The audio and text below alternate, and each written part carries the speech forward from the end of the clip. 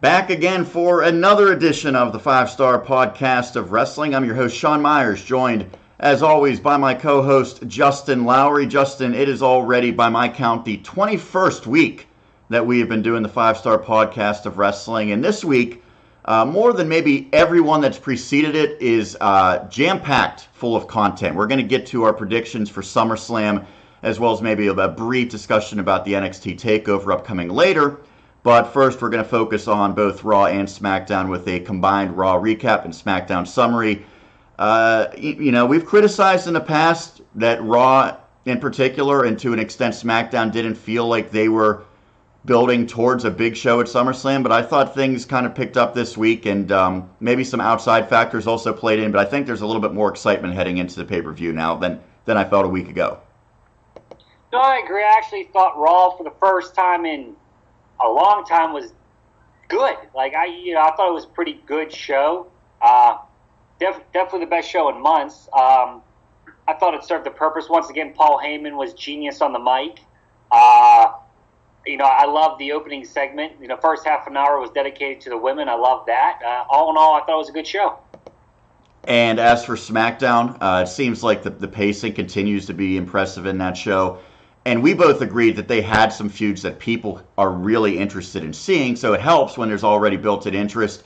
But I think in large part they did a good job extending that interest another week and really getting people excited for the SmackDown part of SummerSlam upcoming.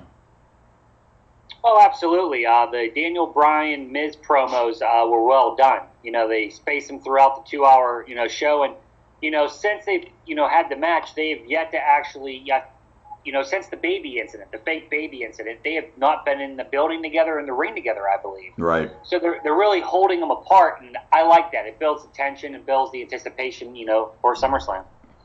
Well, let's start first with Monday night. And again, we're going to be touching on all of the matches at SummerSlam, so we don't want to repeat ourselves too much. So we'll be maybe a little bit more brief with some of these topics. But the first thing that I want to talk about actually is what closed out Monday Night Raw. It had been speculated throughout the day that Dean Ambrose could be returning, and obviously he would be involved in the Seth Rollins and Dolph Ziggler storyline. That's exactly what happened, as the Lunatic Fringe did return.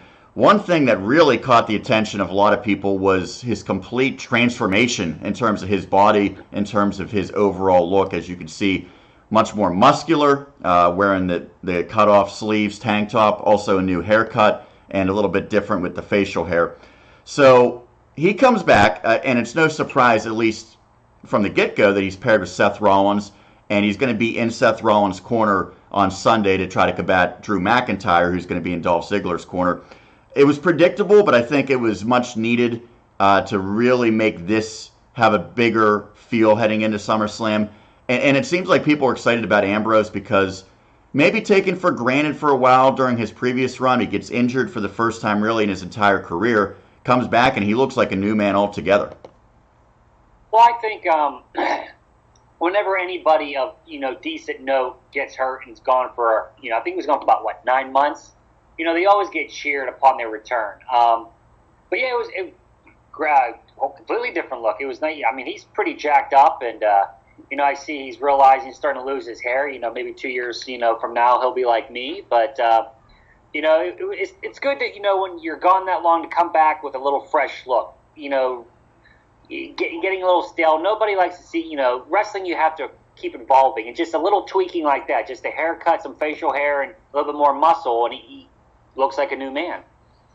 Is this look one that's maybe going to help get him closer to main event status? I mean, he's been a champion in the past, but he's sort of been an oddball character and not maybe your typical WWE championship contender in terms of his appearance and his approach. He's a much bigger guy now, and I think haircut-wise, he's probably a little bit more in line with what the company wants. Not saying that's why necessarily he got the different hairstyle, but is this a guy, especially if he turns into a heel, that you could see contending for a world championship sooner rather than later? Yeah, but I would have said that previously too. I think he is. I don't think his status with the company has changed. I think he's still going to be kind of like the same character. I mean, is he bigger? Yes. Does Vince like that? Probably. I mean, he's probably happy that we saw with Jinder firsthand how much of a difference that makes. Still looking a little bit more jacked, but he was going to be one of the top stars either way, whether it's a face or a heel, he's still going to be positioned on the top of the card no matter what. It can't hurt. I do expect him to turn heel sooner rather than later. And, then you might see him as top heel, on the Raw brand because, with Lesnar, I'm guessing, leaving, that does open up a spot. Speaking of Brock Lesnar, that transitions to another big takeaway on Monday night.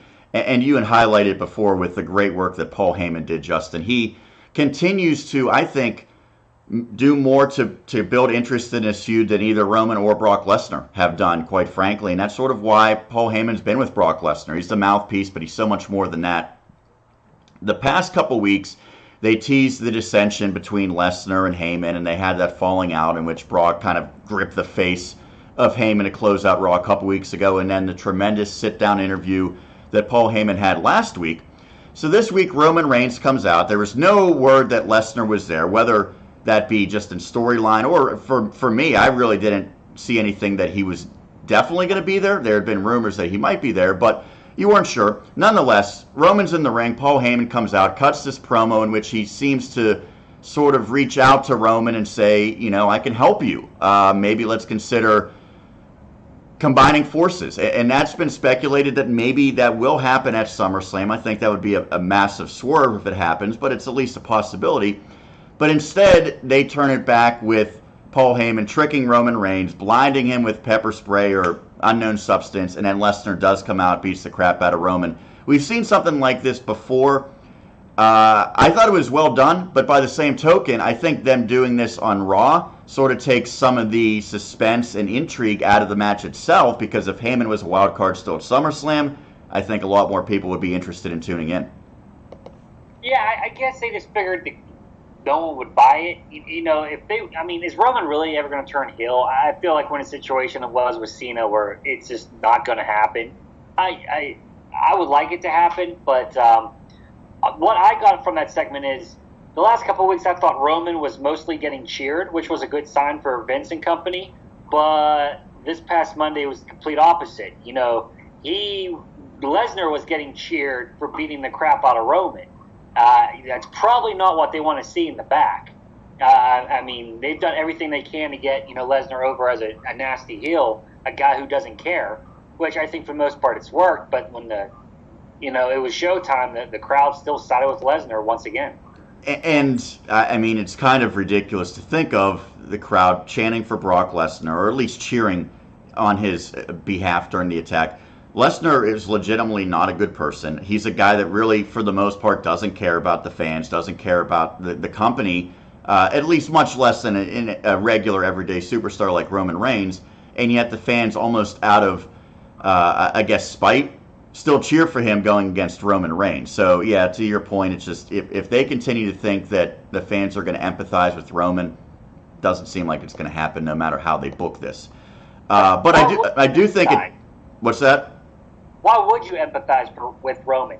He keeps getting chance after chance. This is the writing we talk about. There's no reason for us to. He comes out, I deserve a match. You know what you do? It's yours, even though he's lost, and they try to make him, that backstage segment with the B team.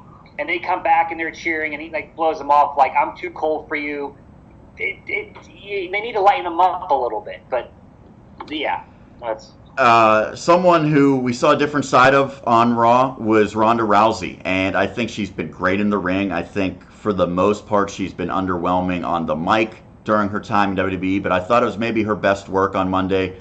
And I'm sort of split on the message that she had. She came out to kick off Raw, and she started by talking about the passing of Jim the Anvil Neidhart, who I believe it was earlier Monday had passed away, if not maybe late Sunday. And this is very significant in real life because Ronda Rousey's real-life friend is Natalya, which was the daughter of Jim Neidhart. So Natalya, who was a big part of this storyline going forward with Alexa Bliss, Natalya being on the side of Ronda Rousey, well, now she's obviously not at Raw. She's back with her family. I would assume she's not going to be at SummerSlam. I don't know that we've heard that for sure, but I would be shocked if she's there.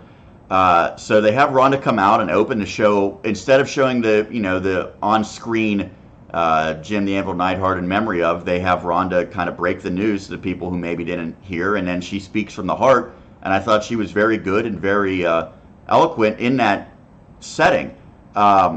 Good job on her behalf. Do you like that they're sort of combining a real-life tragedy, in a sense, with a way of maybe getting the fans behind her even more? Yeah, honestly, I was 50-50 on it. I expected the start of Raw to have a little tribute or his picture up there, maybe a moment of silence. To see her come out to the ring first, I went, they haven't even brought it up. Well, that's weird. And, then she comes to the ring and she starts cutting a promo. And I knew that her and Natalya are friends in real life, so that, that didn't bother me. But I don't know. I was iffy on the fact that she was cutting it while being actually real, but also tying it to the storyline. I mean, I don't have a problem with it, but, I didn't love it, but I didn't hate it. It's just there for me. I mean, it is what it is. I guess all in all, I have no issue with it. Yeah, my preference, and it's kind of a small difference, is have her say what she wanted to say about Natalya, have her say, obviously, something about Jim, and then kind of say, now turning towards SummerSlam, but they kind of combined the two, because she brought in the fact that Natalya should have beaten Alexa Bliss or something like that, and then made it that Alexa's this mega heel for beating Natalya, who's now just lost her father. And they've done way worse in the past. We know that, dating back 20 plus years. But in general, I'm not a fan of stuff like that.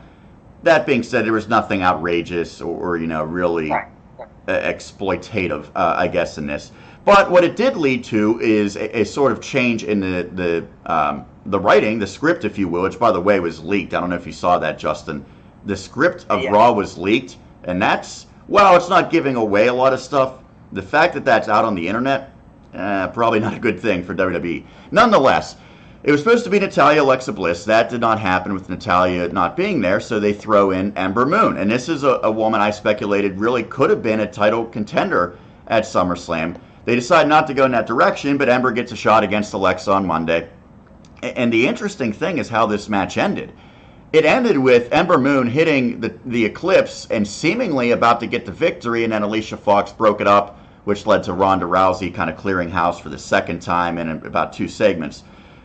So does this mean that maybe Ember Moon becomes a factor down the road? And how does this influence not only Ember Moon being involved, but maybe Natalya not being involved on Sunday, and now a very sympathetic figure? How does this change the women's picture going forward with both Ronda and Alexa?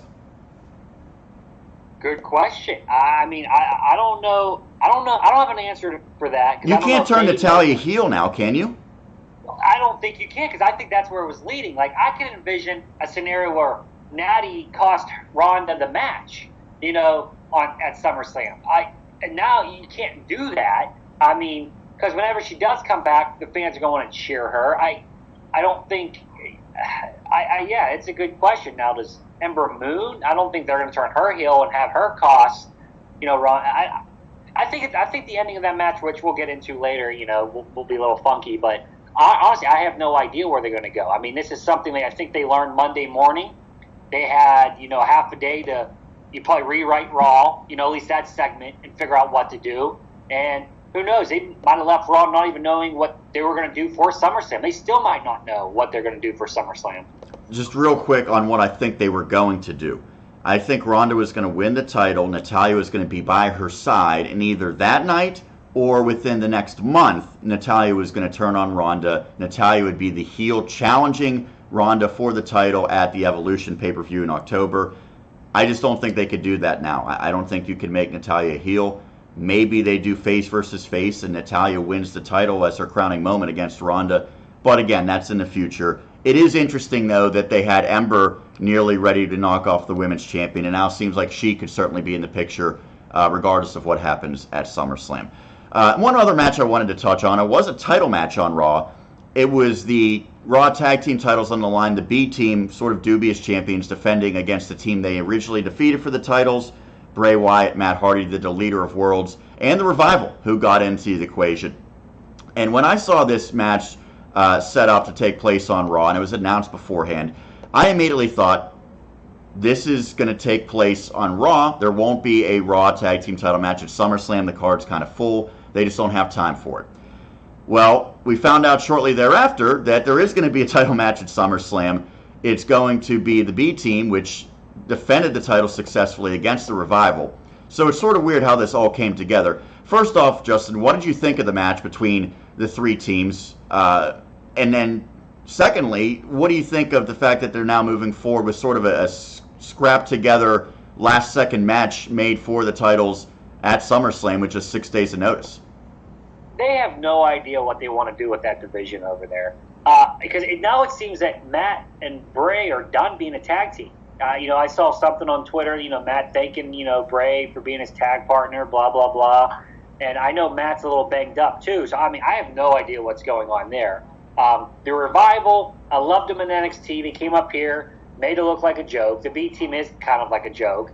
The whole thing is like a mess. It's hard. I have no interest in it. I do find the B team entertaining. But for me, I have no idea what they're doing. Why would the Revival have a one-on-one shot now? That's what I was kind of wondering. Now, obviously, the Revival, I guess the way, if they really want to spin it, the Revival was in line to win the match until I think it was Axel threw out Scott Dawson outside the ring. There was a blind tag made. So the Revival thought they were closing in on the title. But why do you have this triple threat tag team title match on Raw 6 days before, and now you're basically just saying, well, the Revival gets the chance at SummerSlam now, and it's going to be in the pre-show, and people aren't really going to care? Couldn't you, just done this match at SummerSlam? Just save it for a week and just do the right. Same That's thing. Again, I thought when they had it on Raw, there was not going to be a Raw tag team title match at SummerSlam, and I was okay with that. Well, yeah, I don't think anyone would have been outraged. It just made no sense to me. It beats me because, you would think you would at least want Matt Hardy and Bray Wyatt on the card. Now they're not even going to wrestle at SummerSlam. Well, that was all the action, in-ring action that I wanted to focus on for Monday Night Raw. But there was something else that was sort of a milestone, and it came out a few days before Raw took place. The announce team changed with the coach out of action again. Was he on assignment? They didn't actually say it this time, but they always... Yeah, no, they did. They did in the beginning. They said he was on assignment? Yeah, they did. Absolutely. That is the lamest excuse ever, isn't it? Like, he's never on assignment. He's just doing something else. There's no assignment. He doesn't come back with a report. He was covering golf, correct? I think that's when he's on assignment. That's what he's doing, right? Yeah. I think of assignment as, like, back in, like, 1990, they said, like, Lord Alfred Hayes and Mean Gene out to, like, a zoo to try to find out information on the Bushwhackers or Skinner or something like that. If he's on assignment, shouldn't he come back the following week and tell us, like, the information he found out as he's investigating whatever thing he's investigating? Yeah, maybe he should find out what happened to The Undertaker, like Leslie Nielsen tried to do back at SummerSlam in 1994, yes. Right? Nonetheless, the takeaway, the coach and his dubious whereabouts aside, was that Renee Young took over his spot. And Renee had done commentary in NXT. And this was sort of before NXT got big, so people who might not be aware, I'll give you a quick recap. NXT back then didn't really have a set announce team. It sort of changed each week. There was a number of people. William Regal was an announcer. Alex Riley was an announcer. A-Train, Matt Bloom, Lord Tensai, Albert, whatever you want to call him, was also an announcer. And then eventually they settled on Tom Phillips and Corey Graves, and that was sort of the team for quite some time. But Renee Young did some announcing down there, and I thought she was good. I thought she was good enough, at least, especially considering it was NXT. 3-4 years have passed. She's only been doing backstage interviews or hosting pre-shows, talking smack, things like that. So they throw her back into the commentary table. This is going to be an unpopular opinion with most people, Justin. We kind of talked about this on Monday. Unbelievable praise by almost everyone with the job she did.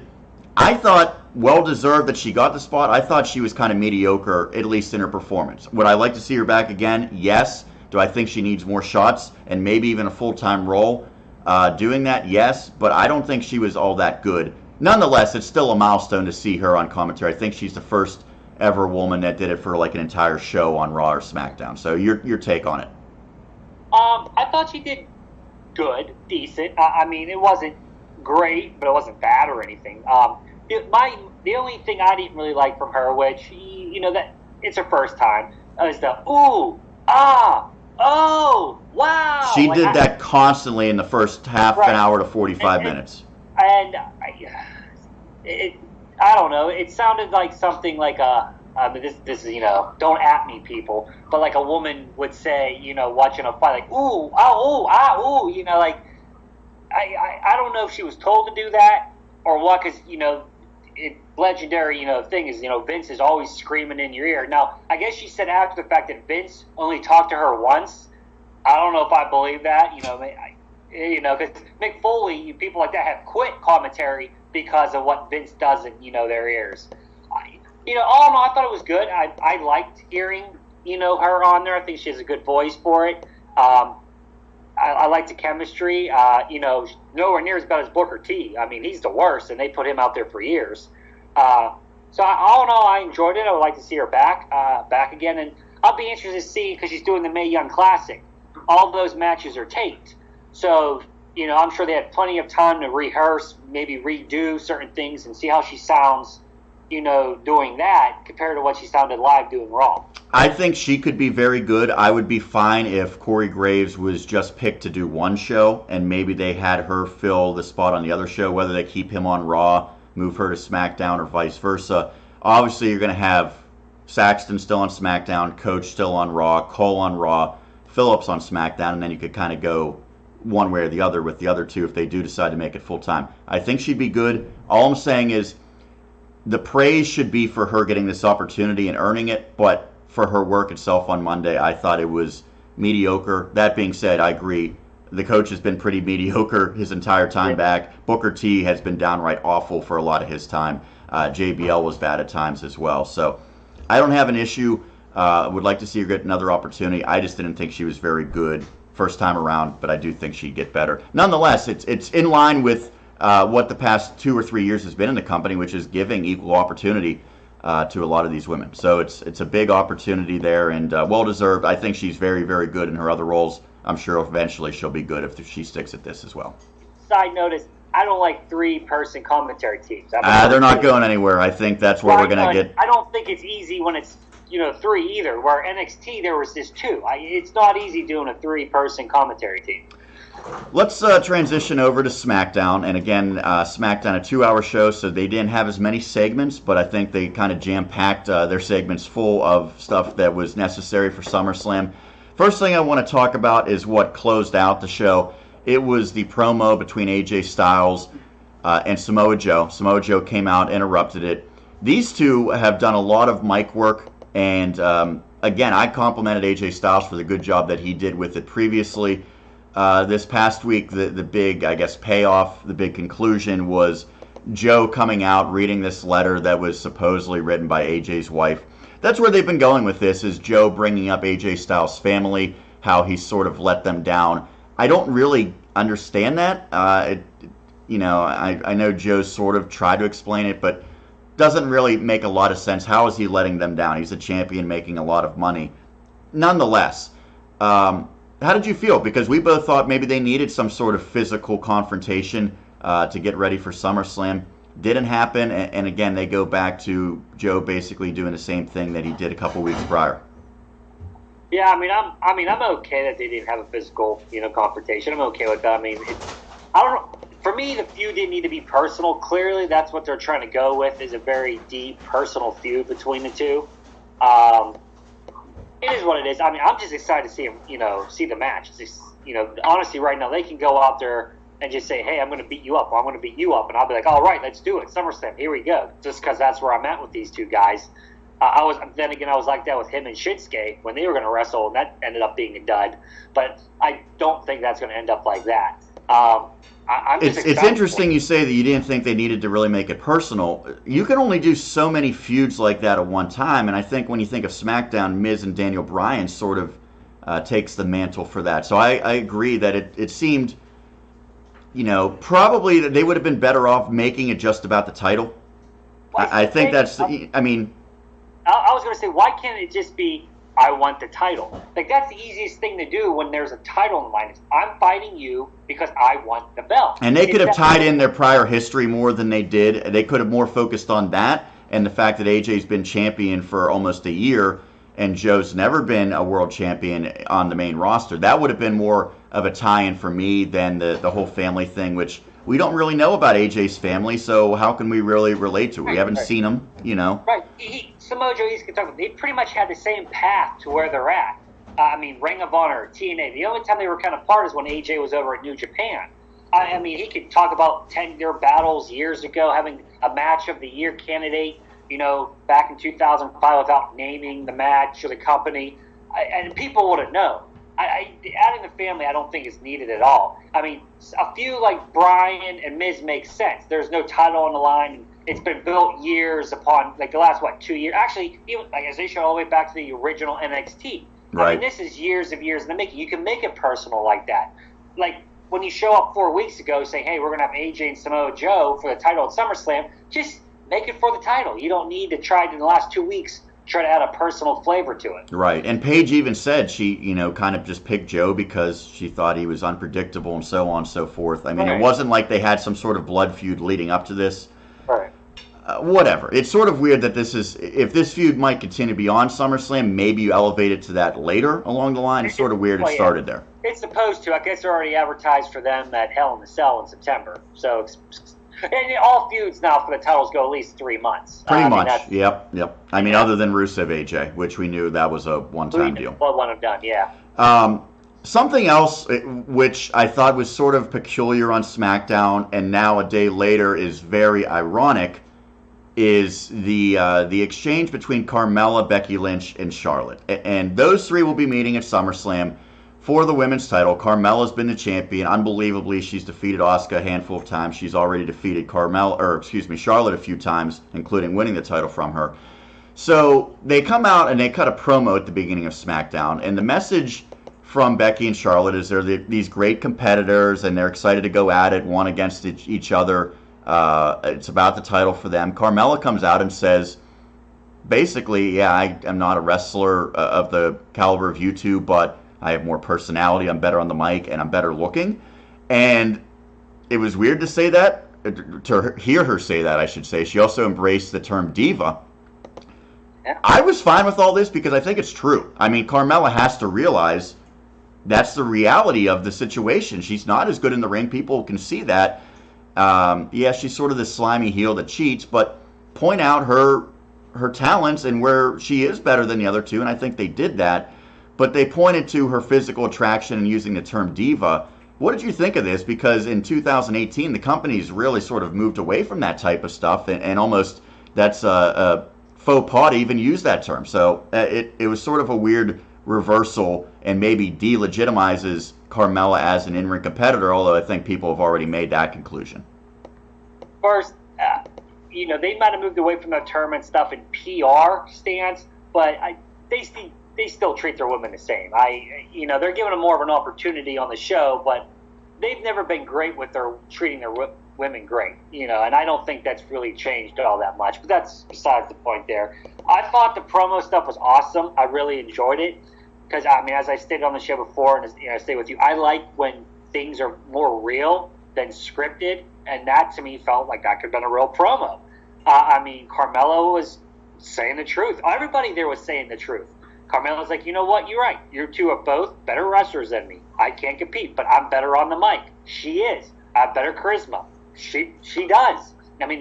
That's why she's a character. That's why she has the belt. Not because she can wrestle, because she's a great character.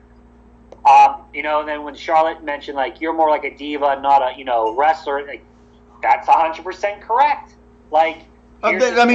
She's a perfectly adequate wrestler, but that's not her calling card, Right. Her talent level was what we saw 10 years ago in the division. That was the top of the line talent.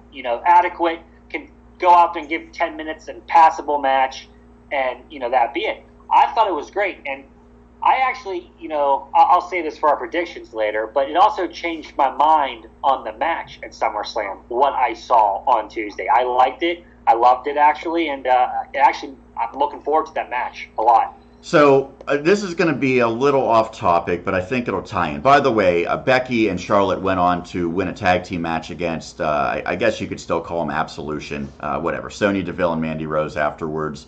Again, it goes back to the point that they don't have really any credible heels other than Carmella at this point. So you knew that tag team was going to run through them, and again, they sort of teased the dissension with the somewhat awkward backstage segment. But we get Tuesday night, Carmella flat out saying she's more attractive than her opponents, and she wore an outfit that kind of showed that off. So we go to this morning, and Dave Meltzer, who is, I guess, probably the preeminent wrestling pundit in probably has been for 20 plus years, was on a show talking about the Iconics, and he said basically the gist of it, Justin, was he liked Peyton Royce more in NXT. He thought she really stood out there, and he sort of hesitated and didn't want to say it at first, and then decided he was just going to say it anyway, that he preferred her physically in NXT and thought that she was maybe a little bit, I guess, thinner back then, and overall that her look was better in NXT than it is on the main roster. It was a criticism of the fact that they're really not doing anything on the mic or in the ring, but more so it came across as him pointing out her physical features. So right off the bat, I will say I think she's probably one of the three most attractive women in the company, and I put her up there with just about anyone. And I actually think she's, she does look a little different with the shorter hair, but I think she looks great. I don't see that much of a change from her physically as opposed to when she was in NXT. Now, I haven't watched NXT in 2018, but I saw her for all of 2017 and even prior to that. I don't think she looks that much different other than the haircut. So let me get your opinion on that first before we talk about Meltzer's comments. Meltzer, I mean, in today's world, you can't say anything about a woman's looks or a lot about anything, period. Because no matter where we live in a society today, that someone's always going to jump down your throat if they have a different opinion. I mean, the PC police are out there. People are looking to attack you. You got to be careful what you say, even if I don't think it's a huge deal. I mean, I saw the comments, and I was online reading some things, and not that he said this, but someone said that they believe he was implying about her breasts because she did get implants in between the NXT and the call-up. See, now you know all this stuff. You're my go-to when it comes to stuff like this. He was without saying, because I guess maybe he knew, I better not talk about her breasts. And, he just was saying he preferred her without the surgery than with the surgery. Is that, so you're 100% sure she got implants? I believe that's why, in NXT, they were not on for a long period of time. They missed a couple months. And she wasn't, and the story was she had the implant surgery, and that's why she was out. She wasn't injured, that she had the surgery, and she needed a month or two to recover from that. And we've heard that about Alexa Bliss. That was sort of a rumor, and I don't know if that was ever. It's not a rumor. I think it's fact. Why Charlotte missed the last month, 5 weeks, was because she had an implant rupture, and she had to repair that. I don't think WWE tells you need to get implants. I do think it's encouraged or implied that, hey, it won't hurt your status. I mean, I don't think we see it, as many do that as they used to. Right, yeah, definitely. Women's wrestler did before. But, yeah, I mean, there are women wrestlers out there today, like Sasha Banks, Becky Lynch, who have, decided not to have that surgery done. Do you see a big difference between her and NXT and her now? No, I really don't. Besides that and the haircut, like you specified, no, I don't. And I mean, I'll be the first person to say is, I'm not into super skinny women. So you're like a Nikki Bella over a Brie Bella. Yes. If you're talking about type, yes, absolutely. A little chunk in that trunk, as they say. But I mean, what he said, you can't say, today, is it the worst thing that he could have ever said? No. There's tons of worse things he could have said. He sort of was saying that she is attractive. He just preferred her slightly more. Right. Like you're still body shaming or. Well, that's what you're saying now. Peyton responded, and then 80% of the company on Twitter came at him and just ripped him. Right, well, that's because that's the world we live in today. You say something, somebody gets offended, boom, people are coming at you. And every woman, it seems, had a reply to him or her in support of her, which I get, and that's okay. He has already come out and apologized directly to Peyton Royce via a tweet and said that, he made a mistake, he's going to learn from it, he's very sorry. I think we don't need to kill him. Like, he apologized, it's out in the public. I saw his name was trending on Twitter as of 2 hours ago. Like, he was the #1 trend. Do you think she was legitimately devastated about something like that, or do you think she just kind of saw that other people were upset? No, I think these girls, these are strong-willed girls. You don't make it to the WWE without having no self-confidence. I can tell you, my inside source said that this wasn't something. I'm not saying she was happy about it, but it wasn't like it had ruined her life. I'm sure she wasn't happy, but I don't think she was I don't think it's eating her up inside. Right. She's not going to go home and cry. She's not upset. She said a response what do you want me not to eat? And that was her response. Right. And I'm sure someone like Nia Jax deals with worse stuff every single day. I'm sure people tweet her all the time and probably not very flattering things. But Peyton Royce, I think she knows she can look in the mirror and go, I'm a good-looking woman. I have a great body. I'm fine. Not what 7-year-old Dave Meltzer thinks. I'm pretty sure she's fine. Is she gonna name her finishing move after Meltzer now? Only if she could join the Bullet Club. Okay. That's interesting because she's not involved with SummerSlam, but it was such a hot button topic that's what no one's talking about SummerSlam as of right now. They're talking about this whole thing. So interesting because there's a couple sides to it. Again, if you're Luke Harper, I'm sure that you're not hearing real positive things from some of the females. But I guess guys It's because she's a woman. There's a story going around right now, which I don't know if you saw, about Randy Orton and things that he was doing. Whipping it out. I'm not shaking his hand. Yeah. To me, that's more of a story than what Dave Meltzer said. Right, yeah. But because he said it about a woman, and Randy Orton's a male, and he was doing it to other males and not women, it's okay, whatever. One final thing on this, because I'm not saying I'm on his side, but I think this was way blown out of proportion. Is it okay for someone like him in his position to say, I prefer skinny girls? Is that an issue? Honestly, today, yeah, probably to make it public. Every male. Or I prefer smaller, busted women. Is that an issue? Has a preference in what they like. Some guys like butts. Some guys like breasts. Some women like abs. Some women like chest, calf muscles. Everybody has their own preference in what they like. Which I think was what he was sort of saying. Yeah, and it doesn't. Yeah, it doesn't matter whether you're a guy and your preference is guys or a woman. Everybody has their own preference, and that's great. That's fine. That's what everybody should have.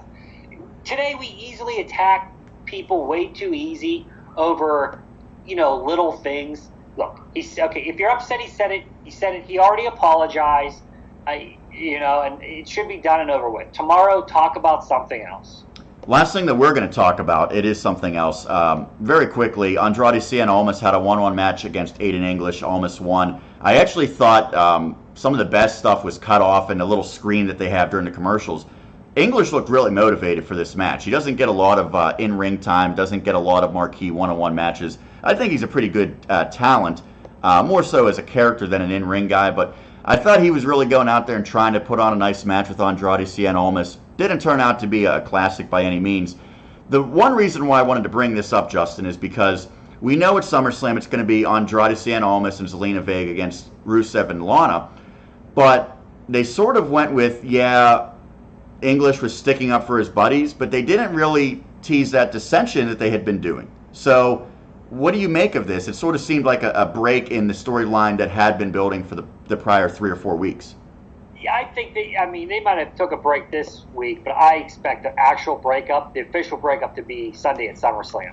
I think he'll cost them the match, and that will be the official implosion and the of the angle, I guess you could say. And then they'll maybe English and Rusev will feud for a month, and then Rusev will win that. English then will go off the catering. I was going to say, does a match like this, or does English have a bright future, or is he going to be a guy, once he's done with Rusev, he's just going to be Ty Dillinger? He'll be used sporadically like Zack Ryder. Hey, remember him? Every couple months he might pop up. He'll be used at live events, for matches, and he'll probably get almost none to zero TV time. So the question is, why do you split them up? Because he has a pretty nice niche right now. I guess they're just seeing that it's ran its course, and if Rusev doesn't really need him. I mean, he's fine just as he is. Maybe I think when they first brought him into the angle, Rusev wasn't that much of a talker himself, and then I think through Total Divas and Rusev's own promos, they find like he's fine. He doesn't need a mouthpiece or another gimmick to get him over. He can get himself over just fine on the mic, and they could just move on with that. Well, speaking of moving on, we're going to move on to the predictions for SummerSlam in a matter of moments. That's going to wrap it up for the Raw Recap SmackDown Summary. Again, in closing, we both are on the same page that it was a pretty good go-home show, both for Raw and SmackDown, to build some momentum. Yes, I agree. I thought it was the best Raw in quite some time. That's not saying much, but all in all, I thought it was a good Raw.